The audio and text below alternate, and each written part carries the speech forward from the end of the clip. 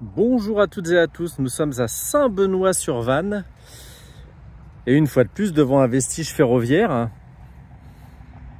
Vestige qui ne va pas rester longtemps. Hélas, une voie verte a été décidée. Nous sommes sur l'ancienne ligne de Sens qui est sur notre droite à Troyes. Ligne qui est longée par une nationale là où il y a le poids lourd. Et juste derrière le poids lourd, à quelques dizaines de mètres, j'ai pris d'autres vidéos, on va voir un peu plus tard, il y a l'autoroute A5. Donc du potentiel, évidemment. Un potentiel certain, mais pas pour la ligne. Et ça, c'est vraiment rageant. Pour ma part, je trouve que c'est vraiment rageant. C'est une ligne qui a fermé aux voyageurs pendant la Seconde Guerre mondiale. C'est une ligne à double voie. Aux environs de 1939-1940, elle a été fermée au trafic des voyageurs, mise à une seule voie. Et puis au trafic des marchandises, les derniers trains ont circulé en 2015 au niveau du silo céréalier de Villeneuve-l'Archevêque qui a été desservi.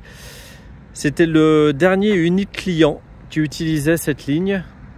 Et dès qu'il a arrêté de l'utiliser, la ligne fut fermée. Les travaux de remise en état étaient forcément trop coûteux par rapport au sillon que payait le chargeur, donc le péage ferroviaire. Cette ligne, comme je vous le disais, va devenir une voie verte, hélas. Et c'est vraiment rageant parce que vous voyez là devant, on va à Sens, mais après Sens, on peut aller à Montargis, à Orléans, et puis même plus loin, on allait à Chartres. Ce n'était pas une petite ligne finalement, on est vraiment sur une grande ligne qui ceinturait Paris. Certains l'appelaient la troisième ceinture autour de Paris. Vous avez la petite ceinture, vous avez la grande ceinture qui elle passe dans la banlieue et vous aviez cette troisième ceinture qui elle est vraiment à 150 km autour de Paris.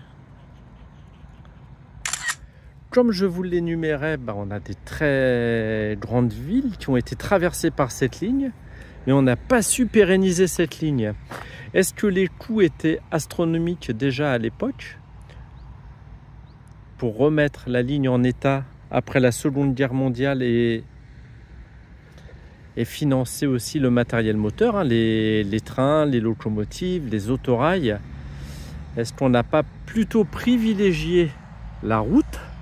Et ensuite l'autoroute qui a ouvert il n'y a pas très longtemps, l'autoroute, il y a une vingtaine d'années à peine.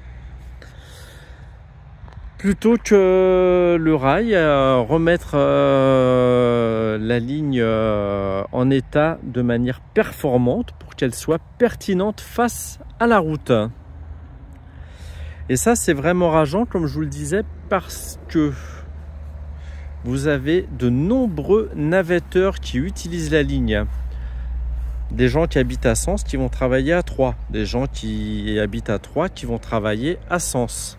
Des gens qui habitent entre ces deux villes, mais qui vont dans une de ces deux grandes villes pour travailler chaque jour.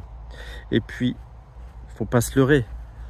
Quand on construit une nationale le long d'une ligne et quand on construit une autoroute le long d'une ligne, c'est qu'il y a un potentiel certain. Mais les politiques ont préféré privilégier la route, une fois de plus. Évidemment, la fin de la ligne entraîne des pertes de revenus pour les communes. SNCF Réseau et anciennement RFF et anciennement encore SNCF payaient une imposition aux communes pour le foncier, les rails qui passent dans leur territoire. Donc c'est une perte sèche pour ces collectivités. Comme je vous le disais, je vais vous mettre quelques liens. Une voie verte est prévue. La convention a été signée il y a quelques mois, l'année dernière de mémoire. Pour le coup, pour une voie verte, comme souvent, il y a de l'argent. Pour remettre en service une ligne, il n'y a pas d'argent. La voie verte, c'est plusieurs millions d'euros. Il y a 60 km à effectuer, c'est plusieurs millions d'euros. Pour pérenniser la ligne, ça coûtait peut-être pas forcément beaucoup plus cher. mais nos politiques préfèrent la voie verte. Est-ce une fibre politique écologique, c'est-à-dire apporter à leurs concitoyens une voie douce pour qu'ils puissent marcher, pour qu'ils puissent faire du vélo? Est-ce tout simplement le fait qu'ils ne veulent plus de train? Vous savez, certains sont anti-train, hein, sont pro-voiture et anti-train. Et puis il y a énormément de personnes qui habitent le long des lignes, qui ont profité du tarif de l'immobilier le long des lignes, qui ne veulent pas revoir venir des trains. Je vous ferai une petite vidéo un peu plus loin sur la ligne de Montereau à Flamboin. Ça vaut son pesant de cacahuètes, l'histoire de ceux qui se sont opposés à la réouverture de la ligne. Voilà, donc la ligne neutralisée évidemment. Pareil, il y a eu de l'argent pour neutraliser tous les passages à niveau, enlever les rails, goudronner, ça il y a eu de l'argent. Et là c'est vraiment l'endroit qui est très très beau sur la ligne, qui a été, enfin très très beau. Vous voyez ce que je veux dire, qui est préservé pour le moment et qui est entretenu au niveau de ses abords. Et je n'avais jamais remarqué ce bâtiment. Est-ce l'ancienne gare? Non, elle est devant l'ancienne gare. Bon, c'était une habitation. Voilà, un petit, en piteux état. On voit bien la gare tout droit avec sa plaque émaillée. Attendez, je fais le focus. J'ai beaucoup de soleil. Hop, elle est plus loin, voilà. Ici.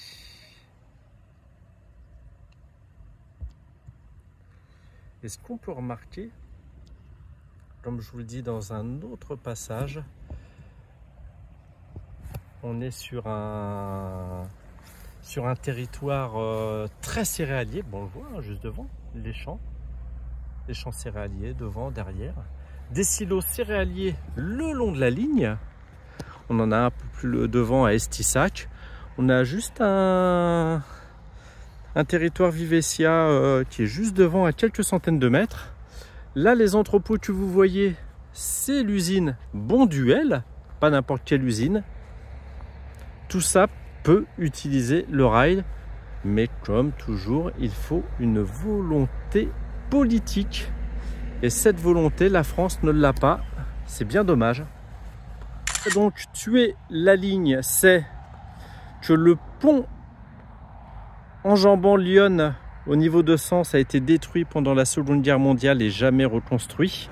Donc la ligne a été exploitée de Troyes jusqu'à Sens, alors qu'il restait que quelques kilomètres, enfin quelques centaines de mètres à reconstruire. De la gare de Sens PLM, Paris-Lyon Méditerranée, à la gare de Sens, celle qu'on appelle la gare de l'Est, des chemins de fer de l'Est. Ça n'a jamais été reconstruit et petit à petit, ça a été déclassé. En 1998, je crois, les rails ont été démontés à Sens et petit à petit jusqu'à Malais-le-Grand et ensuite jusqu'à Villeneuve-l'Archevêque. On retrouve quelques vestiges entre Sens et Villeneuve-l'Archevêque. À un endroit, la ligne à grande vitesse passe au-dessus de la ligne et il reste encore quelques traverses. Plus de rails, mais des traverses qui ont été maintenues. On peut voir sur internet, je vais essayer de retrouver la photo, un EAD, donc un X4300 qui était aux environs de Malais-le-Grand, une photo entre Sens et Malais-le-Grand, une photo de 1987 pardon, et j'essaierai de la retrouver et de vous la poster.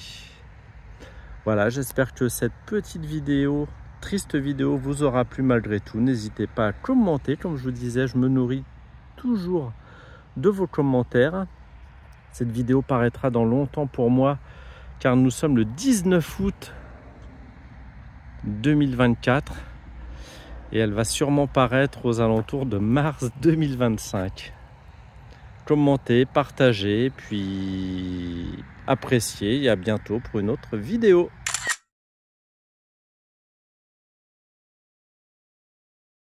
Eh bien, nous marchons. Nous sommes à côté de Fontvannes, toujours, sur une petite départementale qui passe au-dessus de l'autoroute A5. La direction de Sens de ce côté-ci, 3 de l'autre.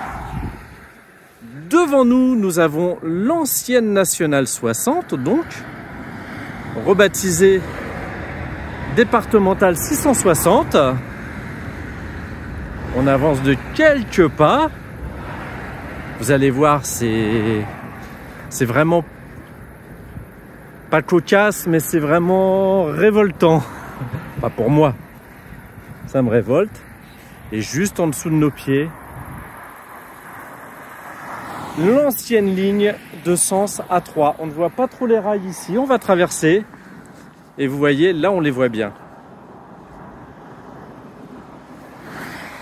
Voilà. On a l'autoroute, les camions, on a tout l'environnement céréalier. Vous voyez, c'est que des champs céréaliers. La nationale juste au loin. Mais la ligne n'a aucun potentiel. Aucun potentiel voyageur, aucun potentiel marchandises. Rien. Du moins, c'est ce qu'on nous dit. C'est ce que les politiques veulent nous dire.